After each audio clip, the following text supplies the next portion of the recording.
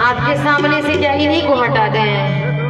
बोले हमरा सामने से जल्दी हटा दो ना। हाँ भैया एक बार ताली हो जाए गौरा मैया के लिए, जोरदार ताली। अरे भंगिया ला भोला ठुन गए छे, देव घर में चीलम सुल गए छे। बोल शंकर भगवान की। इधर वाली कुछ भक्त ऐसे लग रहे हैं जड़ी बूटी खा के बैठे। थोड़ा जोर से बोलिए, बोल बा, थोड़ा जोर से बोल बा। अरे भंगिया ला भोला ठुन गए छे, देव घर में चीलम सुल गए छे।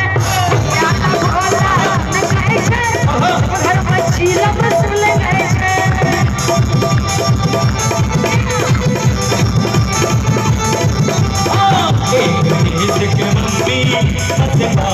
भाग किया। अच्छा